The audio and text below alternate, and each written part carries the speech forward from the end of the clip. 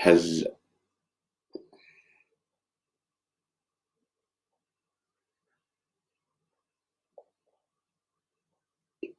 Hello, am I live? There seems to be, it says end live video. Now I've got a button that says end live video. That suggests to me that I am now live. So, hello, I'm talking to you. I don't know why I'm talking like this, but let's hope that doesn't last too long because it's really quite tiresome already. So people are already saying hi. Hello, Chesa Boosfield. Right, hello, welcome to this. This is, my name's Robert Webb. I've written this book and I am going to talk about it, whether you like it or not. I'm assuming that you do like it, and that's why you're here. This is called At Home with Four Indies. It is brought to you by four independent bookshops who are saying, okay, coronavirus, okay, fine, you do your thing. You cancel all of our literary festivals and book events, but we're still going to make authors do book promotion, whether they like it or not, from their own home. I mean, I wrote the fucking thing. Wasn't that enough? But no, apparently I have this lovely, I'm joking, of course, opportunity to talk about this book and answer any questions. Look, everyone's there. Vicky Watson's saying, hello, Robert. So is Tracy Jones. So is Polly Smith is saying, hooray for the indies. There's a lot of love for the indies out there. And why not? Okay. And I'm going to see if I can get through this hour whilst being not as facetious as this, because this is a nice thing that people have organised for me. It's for my own benefit and for yours if you enjoy the book. The bookshops in question are, of course, Booka. They just spell it Booka. Booka. I don't know if I'm pronouncing that right. Maybe it should be Booka. Booka. Or Booka. That's a shot. Bookish. Little rakish hyphen in there. Book hyphen ish. Would you say you're a bookish man? Well, bookish.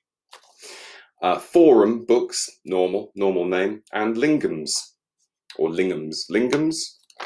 Lingham is actually a word. See, I said this was a bad idea.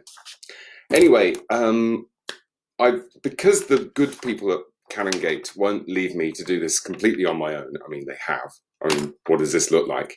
But so that I don't feel unsupported, I've been provided with a little prompt.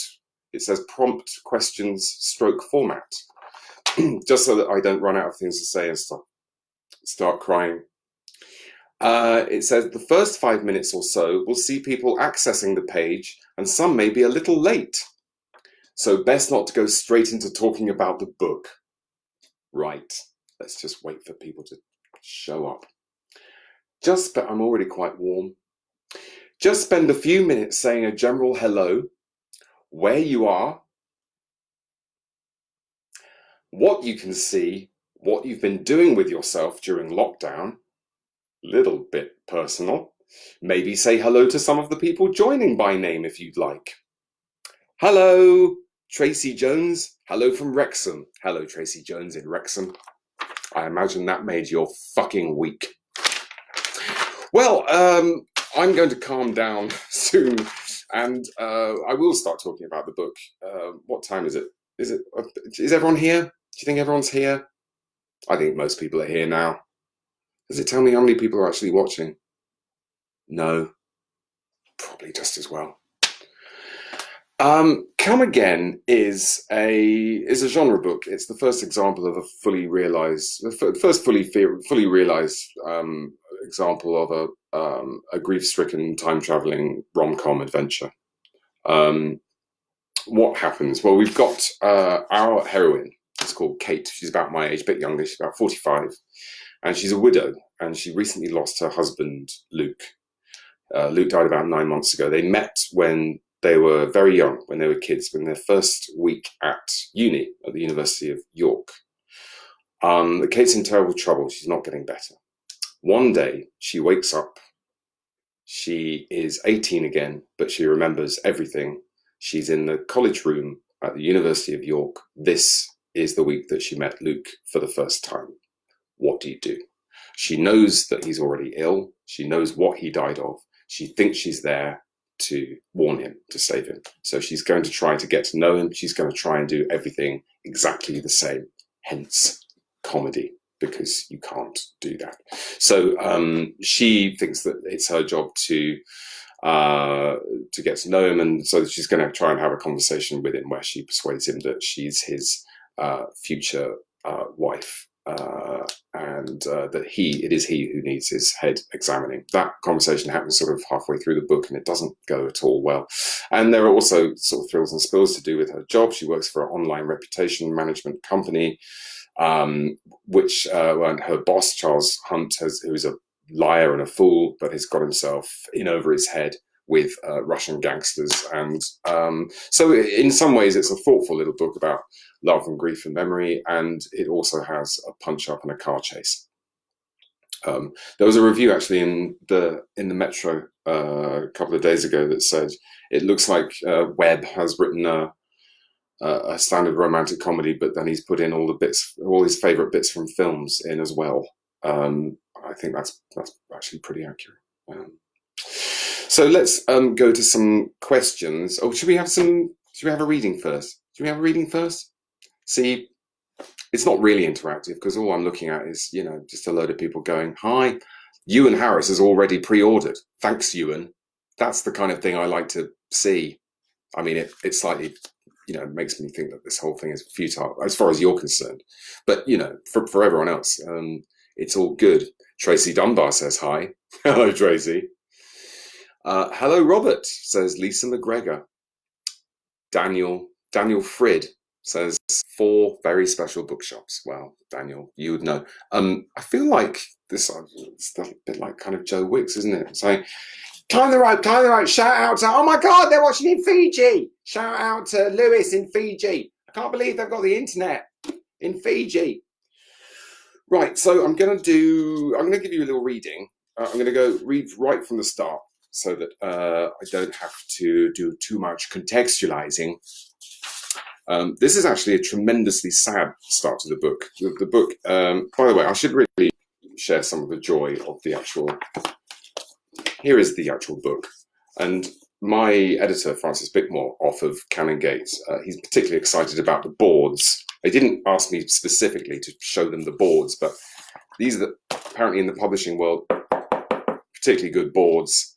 Look at that. Isn't that beautiful? Absolutely beautiful. And then it's blue, and then the standard off-white paper pages. I'm really sorry. I don't even drink anymore. I don't know what the problem is. Here we go. Let's go to... You're doing just fine. You're among friends. Nick at night is encouraging me to calm the fuck down. What's the last thing somebody said? Sarah Jeremiah said, nice sounds. Was due to see you at the biscuit factory, says LM. LEM, maybe. LM. So sad not to make it, but thank you for being here and being so funny. Well, let's put a stop to that. Thank you. Right, I will read a bit. It's only 4 minutes. I don't want to bore you shitless. It's odd that it starts in such a sad way, really. But we meet Kate at her lowest ebb, really, because the rest of the book is about cheering the fuck up. Which I think, in the current circumstances, seeing a character who, is going through very, very tough time and then reaches a moment of joy and renewal, which is what we're going to get, is a good thing. Generally, not that I predicted that we'd be living through this. Timing is everything, and I like to publish my first novel when all the bookshops are closed. So, but you can order it. Part 1 is called Come Undone. This is chapter 1. She woke with her mouth forming a single word. You. This was how they always ended, her dreams of Luke. The details varied, but they would always be alone together in his room back in college. 2 people, still in their teens, asking their first questions, sharing their first jokes. Kate noticed the freckle on her knee showing through his ripped jeans, his ready smile, the way he tilted his head when he listened. The 28-year conversation was a few hours old, the first night of their first week. This was the beginning. She sat in a little armchair in the corner of his student room, Kurt Cobain watching her with an intelligent smirk from the Nirvana poster on the wall opposite. Below Kurt, sitting on his bed and leaning against the wall, was Luke, similarly slim but darker, unbleached, and with a face that had seen less trouble. He was jiggling his foot off the edge of the bed. Kate had just given him something to jiggle about. I mean, I wouldn't have to take all my clothes off, right? Kate adjusted the A4 pad on her lap and carried on sharpening her pencil. No, of course not. Just slip your shirt off, if you like. Trouble is, I'm not good enough to draw clothes. That pyjama top would present quite a challenge. She looked up from the pencil and met his mock insulted gaze. It's not a pyjama top, he said, slightly pouting. It's a grandad shirt. Ah, yes, of course, Kate smiled. The blue and grey stripy cotton thing with 4 open buttons at the top that definitely doesn't look like you're wearing pyjamas. Luke pinched the top of his shirt to one side and frowned at it. Yes, it's possible, he nodded like a barrister. It's possible that there's a resemblance with... Abruptly, he glanced up at her. Hang on, where did you get that pencil sharpener from? This is my room, isn't it? Kate stopped turning the pencil and took a breath. No, not yet. Let's not wake up yet. The intrusion of logic threatened to end the dream too soon. She felt the beginning of a rise towards consciousness, but resisted it by talking. She wanted to stay here forever, in this room, in this moment. She wanted to stay here forever. Oh, it's my pencil sharpener. I carry it around everywhere in case I run into a boy I want to seduce. Luke stopped jiggling his foot. I'm being seduced, am I? Certainly. Why did you think I told you to strip? You don't think I can actually draw, do you? Luke looked around the room with a mixture of surprise and excitement. To be honest, yes, I did think you would at least make a token effort. Kate put the drawing materials to one side and moved over to sit beside him on the bed. And what was going to happen after I made a token effort? She ran a hand slowly over the shoulder of his shirt, her fingers tracing the V shape of the top buttons down to where they met a sprinkling of chest hair. She knew this body like no other.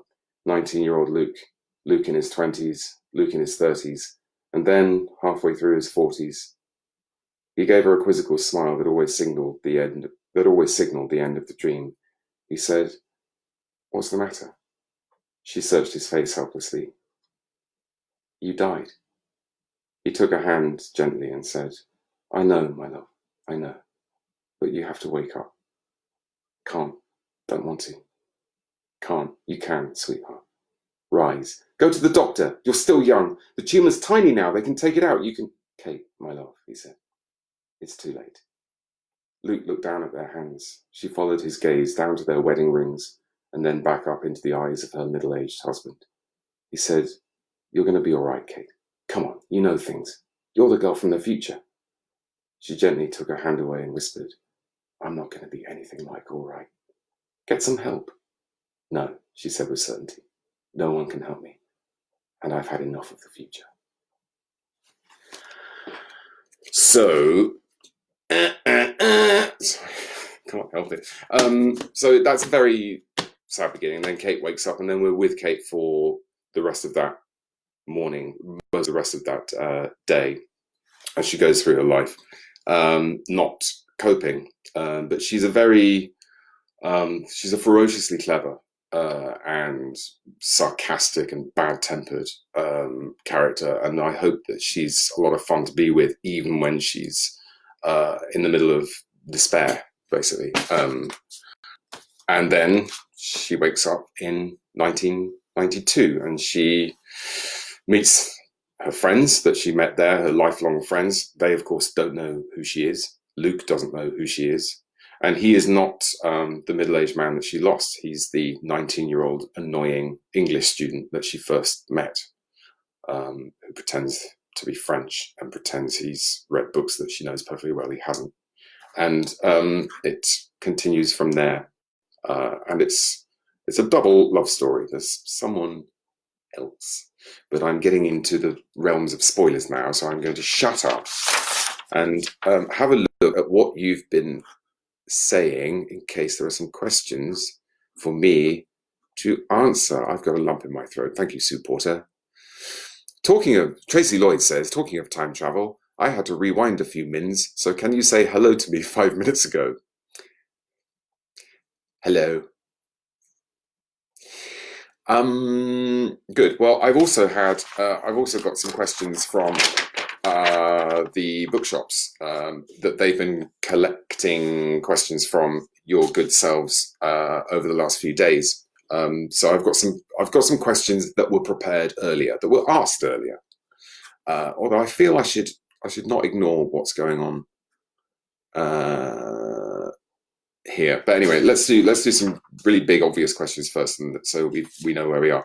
Where did you get the idea from for your new book, Come Again? Thank you for putting Come Again in the question. Where did I get the idea from? I was sitting in Jeremy's car waiting to film a scene of Peep Show in 2012, and I know it's 2012 because the wedding video had just come out, which was directed by Nigel Cole, and it was me and Rufus. Get the right Rufus Hand, and I know it was 2012 because it came out just at the same time as the London Olympics, which is why it closed after a fortnight. But let's not dwell on that.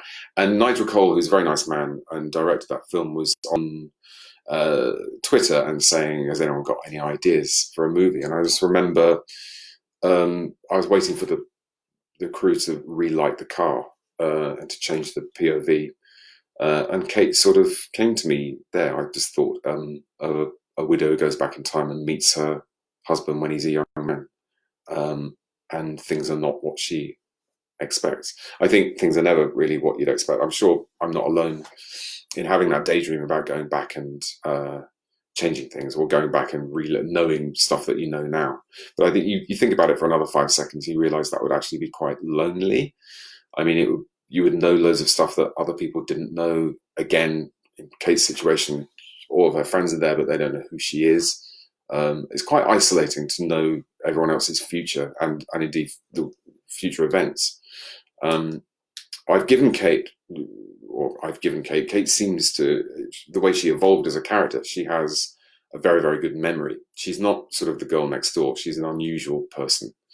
And she has certain skills, which come in handy in the third part of the book, where she comes back to the present and we see her exploding back into life.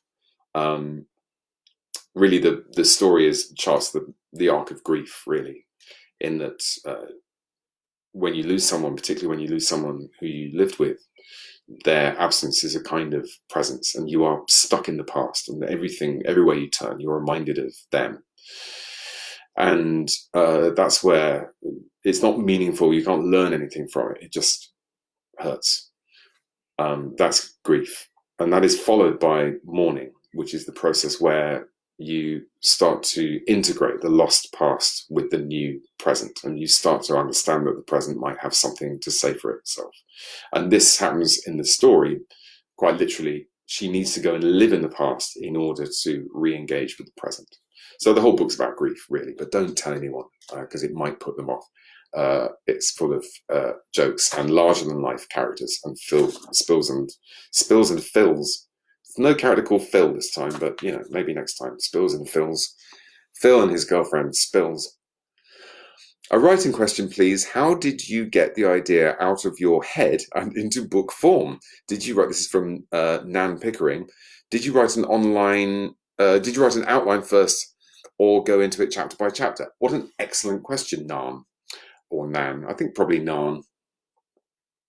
I'm not allowed to say Nan, otherwise people start thinking I'm talking about 4 Nans, Jeremy. That's insane. And people start writing down lots of Peep Show quotes, and I should be very good-tempered about it because I'm very grateful to that sitcom. Anyway, Nan says, did I plan it all out? No, I wish I had, is the answer. I wish I was more of it's my first novel, and I found out whether I'm a planner or a pantser, as it's known, someone who flies by the seat of their pants, or someone who plans it all out, know them by their corkboards. I didn't corkboard this enough, in my opinion. I don't think it would have been a better novel, but I think I would have had a less stressful time. So unlike this book, which was my memoir, which I published in 2017, which was very, very tightly planned. In fact, I gave myself a massive head start. The first 2 chapters of that were written, and there was a long document, which was an absolute pack of lies about what was going to happen in the rest of the book, but some of which came in quite handy. So, but with Come Again, I had, more than I knew already at the beginning of 2018. It was the grief-stricken time-traveling rom-com. That was it, and I had to think of a satisfying way for it to, not necessarily a happy ending, or I think that the ending's very joyful, but not in the way you might expect. So I had to think of a satisfying ending and something interesting that happens in the middle, and then join it all up. And I remember on Twitter, every now and again there would be this howl of anguish of me going, I don't know, yeah, and people would just go, just write it. It's the first draft, doesn't have to be good, it just has to be done. Just write it, And it was all very well meant, but it doesn't help. You can't write a shit first draft and then go, oh well. I can't anyway. I gather that does happen. My first drafts tend to be, in my vast experience of having finished 2 books, but according to my editor, my first drafts are a little bit more finished than others, because I just don't understand how you build foundations up from how you build a house with foundations made of shit. It just seems that it's got to be, they've all got to be good bits all joined together one after another. And reading is a temporal act. It happens in time. And what you've just read has an influence on what you're about to read, surely. So I don't really get it about writing chapter 8 and that becomes chapter 5 and moving stuff around like that. It does my bonce in, let me tell you. Let's go to another question.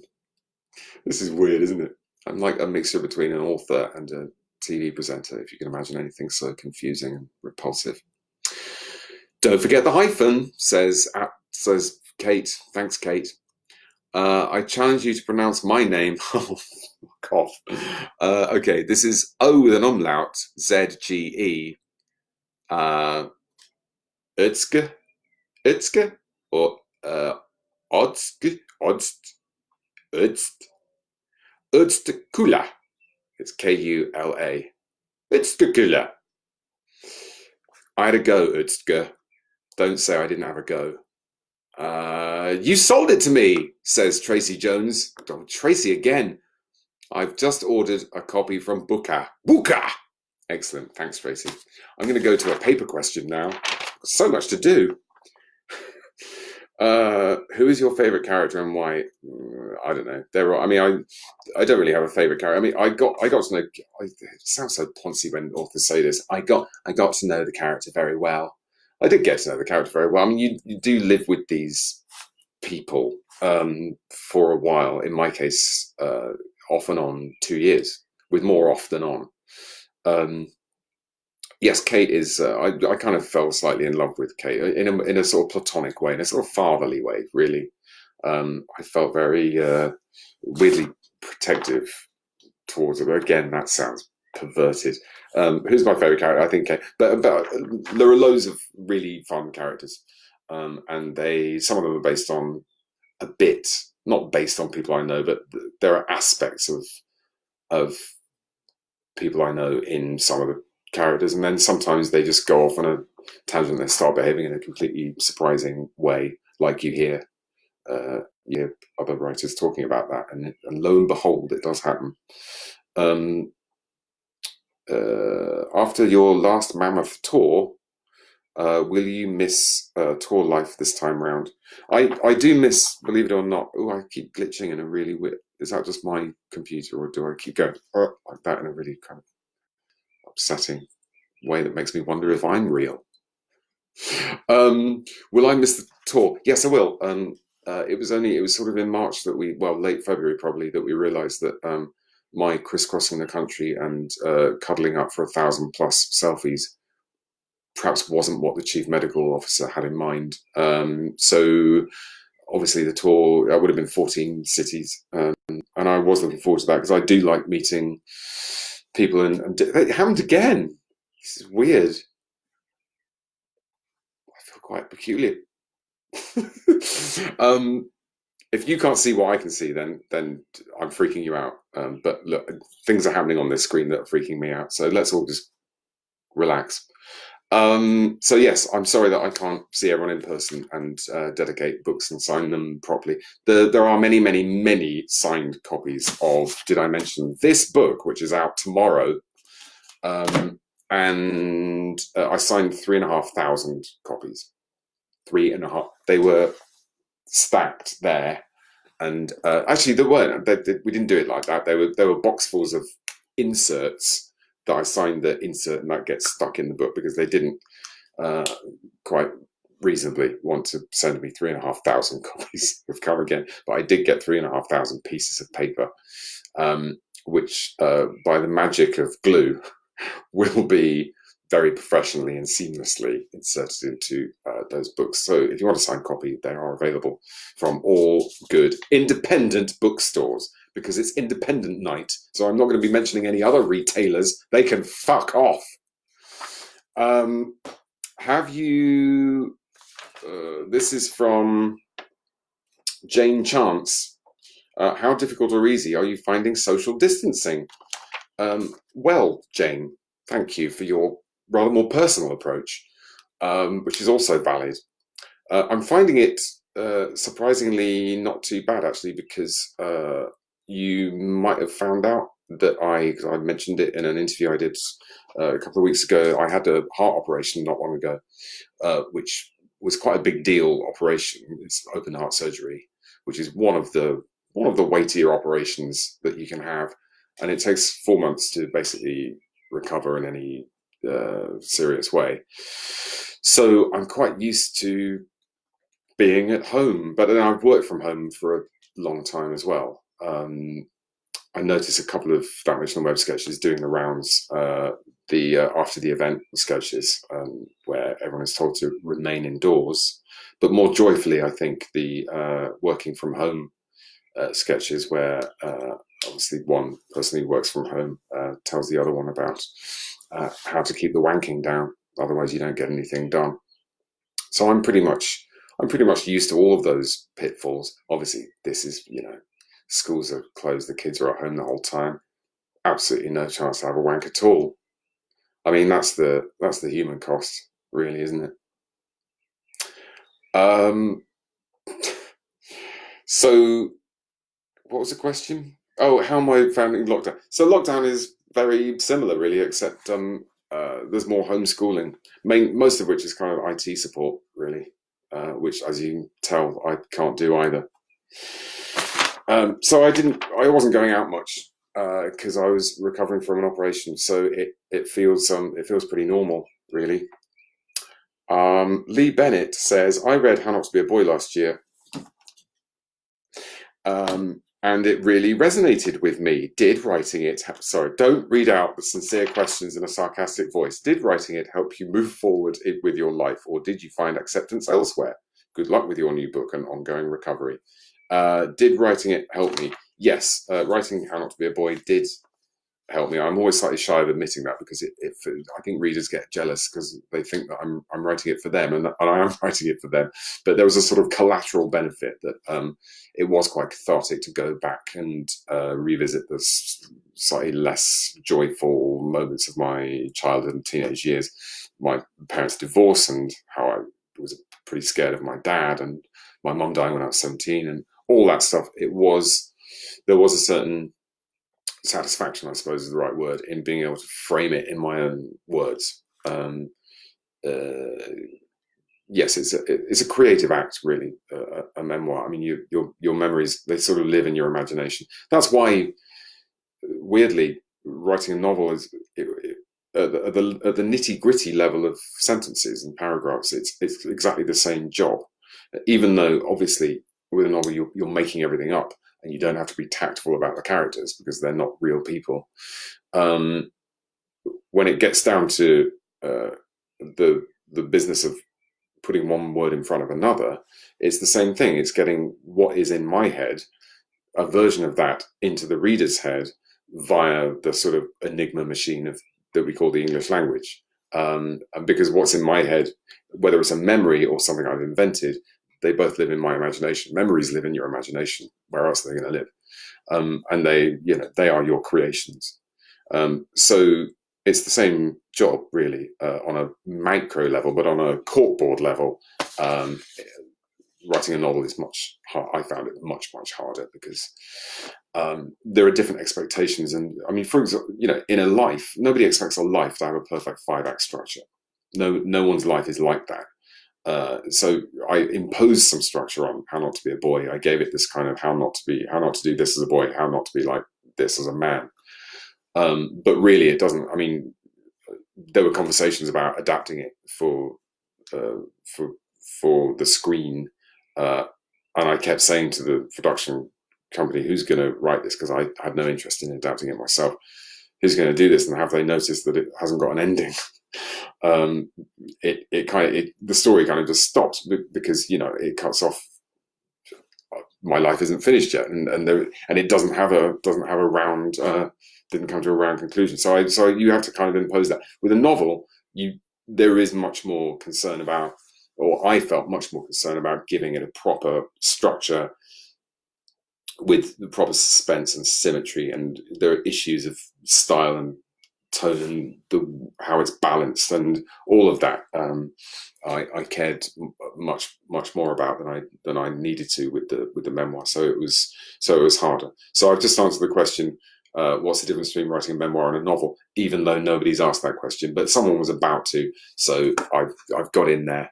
Let's look at let's scrolly.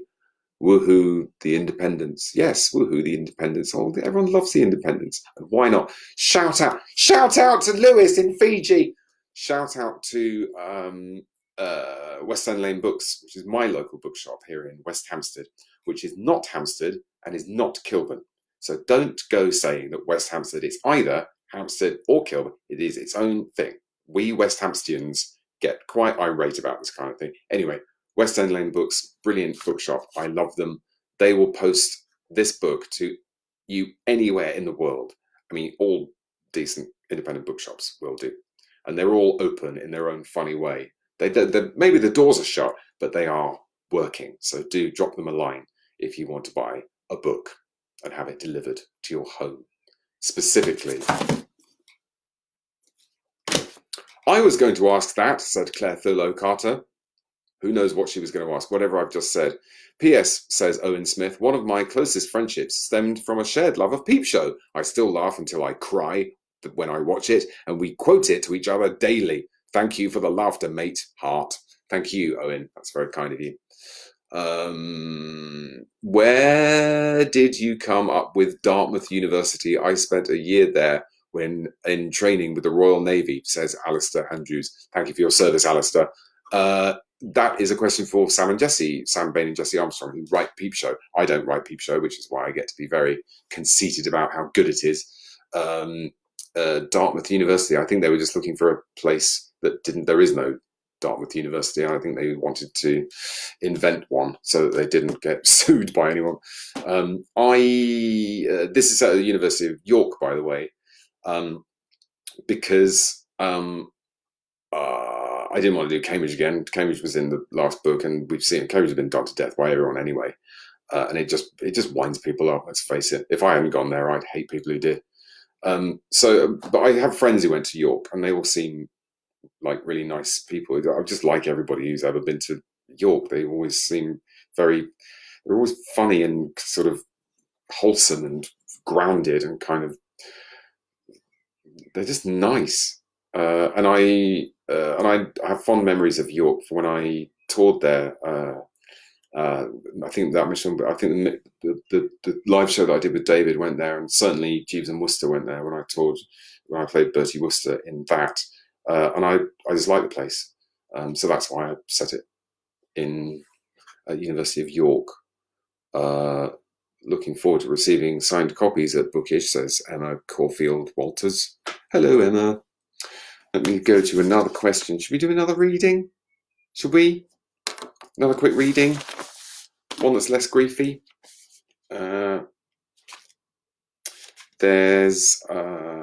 Let's meet very briefly Kate's mother, because she's quite fun. So Kate, Kate's at home, and it's still the morning. It's still the 10,000 day morning. It's 10,000 days. She works out that it's 10,000 days since she met Luke. She's still despairing. The only thing you need to know about this is one of the other friends that she's going to run into at university is a young Scottish Edinburgh public school boy called Toby, and the name of her boss is Charles Hunt, and Charles is a shocking and promiscuous liar. Charles started the company that Kate works for with nothing more than his own merit, hard work, and £380,000 from his father, who was a minister in John Major's cabinet. And Kate hasn't told her mother that she's been sacked. She's just been fired from that job by Charles. It was hopeless. She would find an envelope and post the memory stick back to Charles. Let history take its course. She wanted no part of it. She wanted to sleep. All the same, she picked up her phone and pondered. Who was she? Suddenly it lit up with an unidentified caller, startling her half to death. The cigarette rolled off the trophy and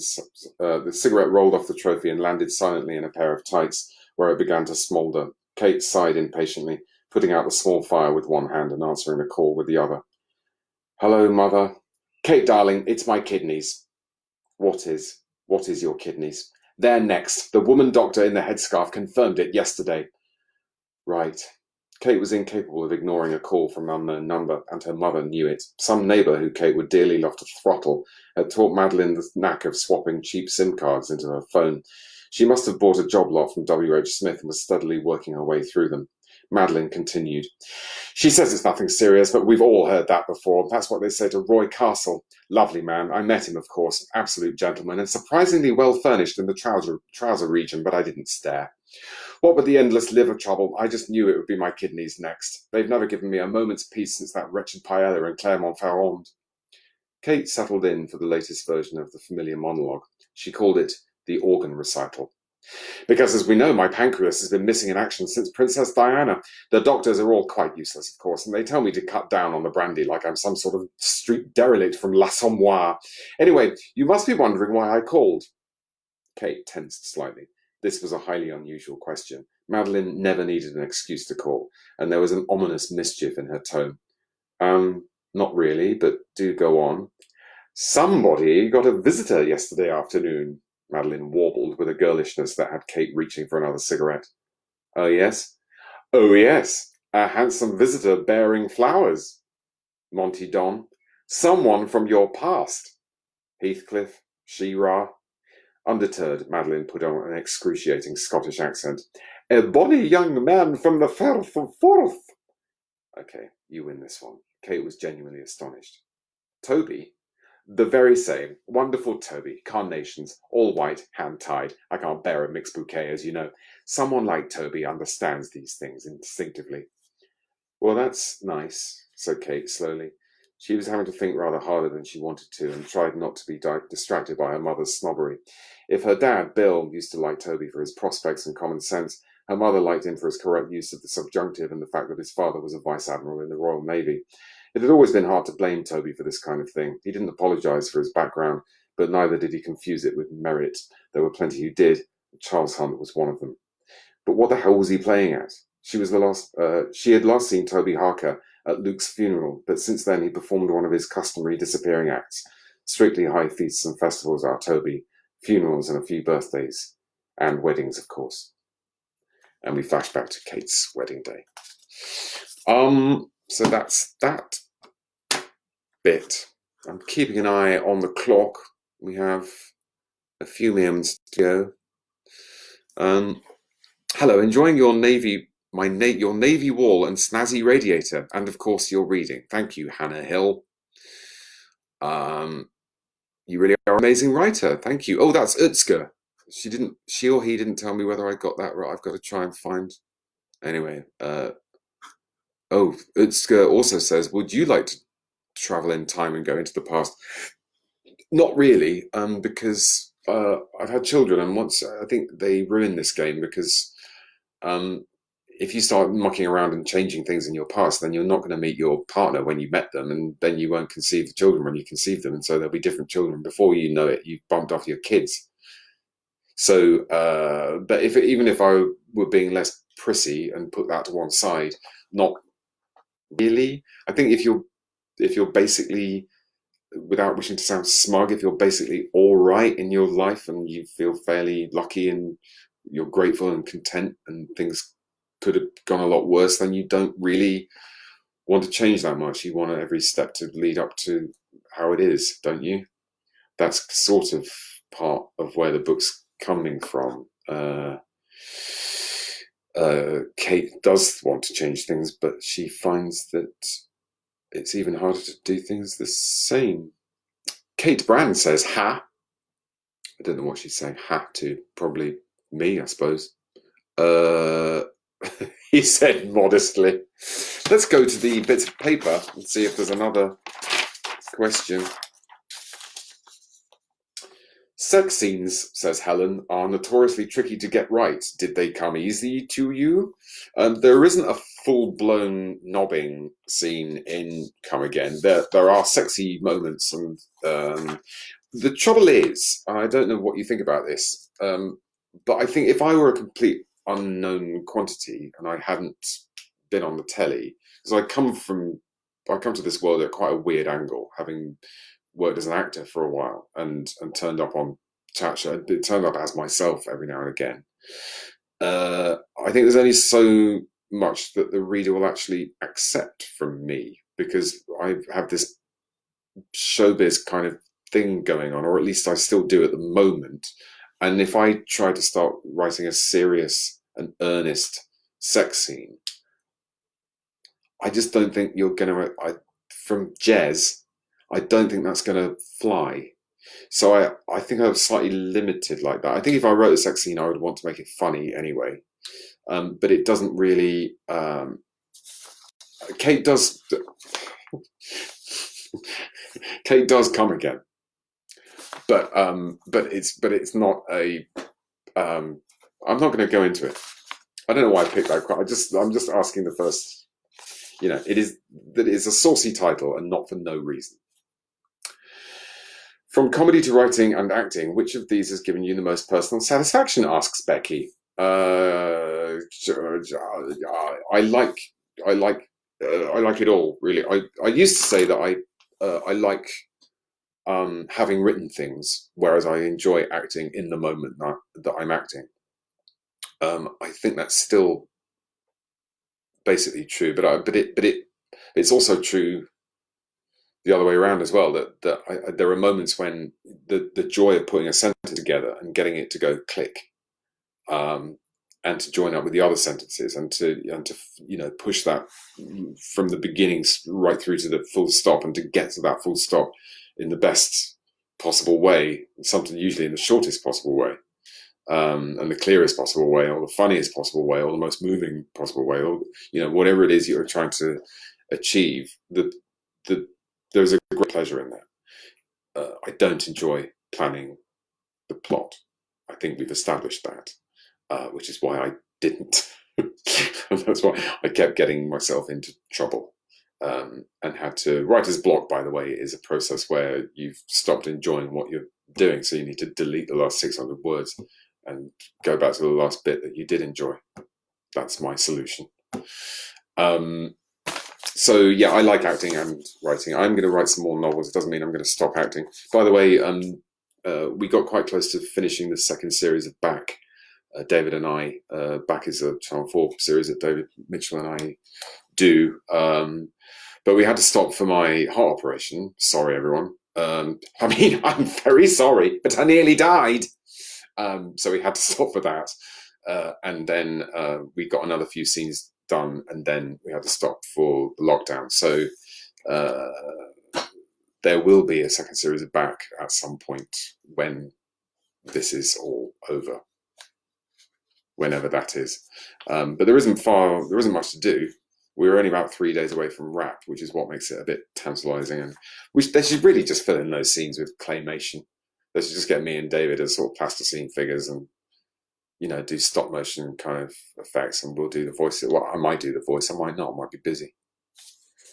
Who do you think is funniest, Victoria Coren Mitchell or David Mitchell? I think Victoria would say that David is, and I think David is enough of a gentleman to disagree. I am also a gentleman, and I'm not going to get involved. Do you know any other authors, and do you hang out together? I do know some. Well, Sam and Jesse, of course, are scriptwriters mainly, but they've published a novel each. I don't hang out with anyone. I don't trouble people, and people don't trouble me. I don't hang out with Sam and Jesse very often. Although Jesse did come round a couple of times when I was recovering from the operation, as did lots of nice people. I'm a very lucky little boy. David came round a couple of times. Everyone came round. Sam didn't, because he lives in LA. I'm not having a go at Sam. I also know Robert Thorogood, who created Death in Paradise, and he writes the novels of that. Well, he writes. They're all original stories. Actually, he doesn't turn the TV show into novels. He writes original murder stories for fans of Death in Paradise. Other authors, I don't know any other. I don't know the David Mitchell, who's a posh author. I only know the David Mitchell, who's a comedy, scumbag comedy writer like me. Although I am now obviously a novelist as of tomorrow, so that's nice. Will you ever reprise your flash dance? Asks Catherine Doe. No, it happened once. Take it, enjoy it. It's there forever. Of course, I'm not going to do it again. It wouldn't be as good. It's 11 years later and slower and balder. No, although baldness doesn't really come into it, because I did have a wig. But thank you, Catherine, for your question. What is next? I'll be writing another book, I suppose. Sorry, I'll try and sound a bit more enthusiastic about it. I'll be writing another book, I suppose. It just feels, because it's lockdown and everything's 3 times as hard. You feel like you're a 6-year-old who's just learned to ride a bike, but you're starting off on a slight incline with a slight headwind, and it shouldn't be impossible, but it feels like riding that bike is a really unreasonable thing to be asked to do. And I think everyone's doing their best, but we're all a bit strung out and knackered. And my heart goes out to, people in all kinds of different situations, particularly people who, I keep thinking about my operation, and my mended heart goes out to people waiting for that treatment, or waiting for whatever treatment they were supposed to be having, as they are. That's really tough. And also to people who are stuck in with people that they don't like much. I mean, I'm very, I really like my wife, which is lucky. It doesn't always work that way. And I really like my children as well. They're 8 and 10, which is much more manageable than 3 and 5. So I encounter so many blessings. I don't want to end on that smug note. It's not smug, really. It's nice to be. It's a good thing to be grateful. Indie bookshops taking orders. Kiss says, at home with the people organising say indie bookshops taking orders. I think it's time. I'm meant to stop this now. Thank you for your attention. Sorry that I just rambled like a gibbering twat for quite a large part of this, but thank you for your questions and comments, all of which were kindly meant, were kind and lovely, and for the questions that you sent in to the bookshops earlier. Please support your local bookshops. You don't have to buy this book. You don't have to buy any books, really. But if you're going to buy some books, then do look after your local bookshops, because they will be struggling, obviously, and we don't want them to go out of business. I'll just say the thing that we don't want. So I hope you've enjoyed this. I have, in my own strange way. I mean, I am just a dude sitting in a room talking to himself. This is really fucking weird, but I hope you've liked it. And Come Again, as I say, is a story about someone who's having a tough time, but who gets through it and into a moment of joy and renewal. And if you think you could use a bit of that, then be my guest. Thank you very much for turning up, and I hope to see you soon. Thank you very much. I'm going to carry on doing. There was going to be a couple of seconds when I press end live video, and then it doesn't end. If you end this live video now, you'll be able to choose if you want to save or delete.